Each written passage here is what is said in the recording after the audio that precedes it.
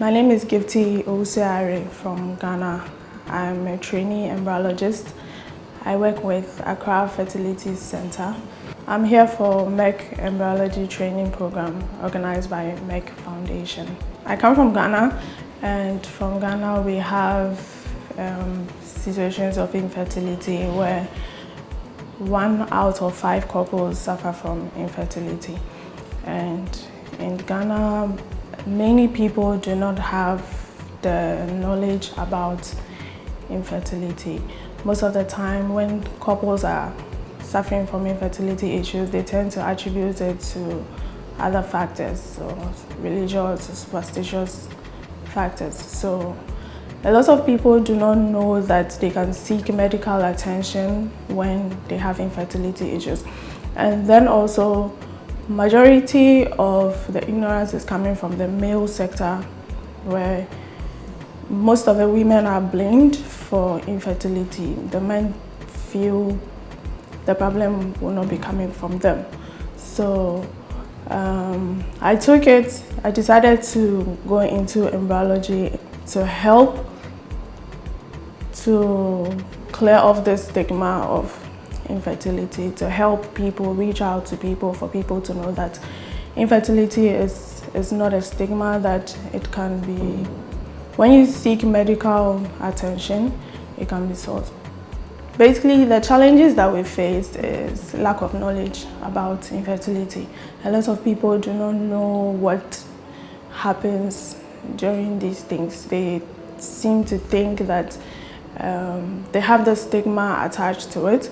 Then also we have financial issues, because most of the time infertility practices or ART techniques tend to be expensive. A lot of people do not have the funds to pay for these things. Yes, with male infertility, like I said before, most of the male factors are ignored because they feel it can't be the male. A lot of people think that once you can ejaculate, then you are okay. So they usually think that it's the woman who has the problem.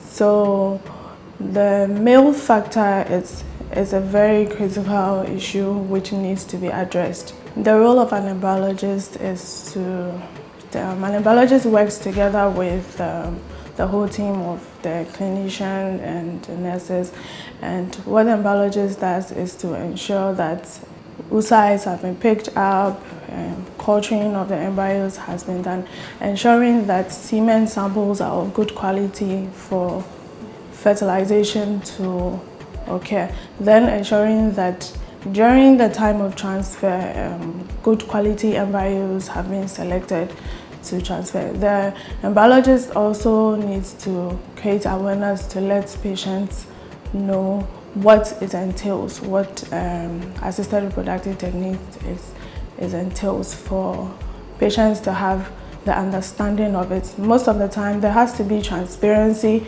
because you can't just take a patient and then be working on the patient. The patient needs to know what exactly goes into it. So you try to let the patient know the parameters that goes into it, the clinical aspects of it.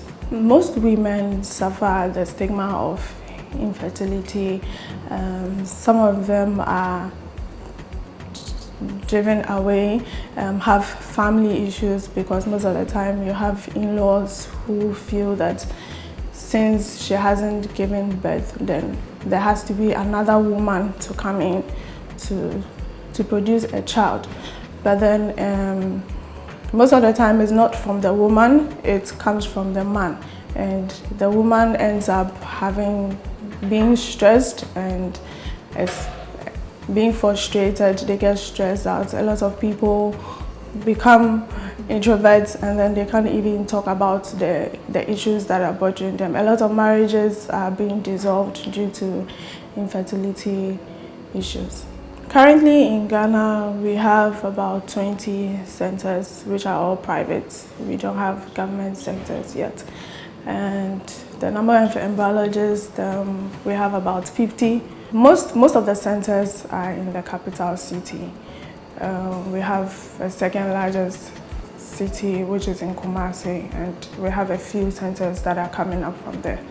But the other centers do not have. With the knowledge I've received from here, my goal is to go back and also create the awareness, because a lot of work needs to be done when it comes to infertility issues. A lot of people need to know about it and have the help that they can receive.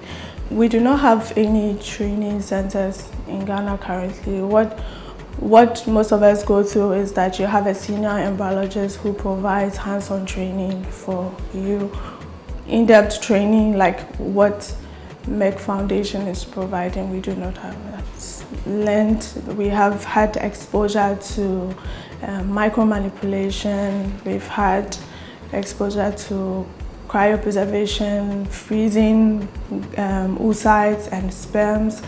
We've had the andrology aspects, where how to handle the semen samples, how to ensure that you get good quality sperms to use for the procedure. We've also been exposed to pre-implantation, genetic diseases and screening, especially for the male aspect of it, because I believe so much has been put into the male part, since it's a critical issue. It's the very thing that a lot of us are having problems with. So most of the things have been dealt on with the male factor of infertility issues.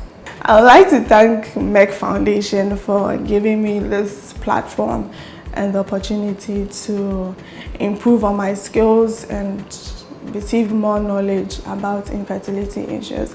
It's a good program, and I would recommend it for anyone who has interest in Ghana.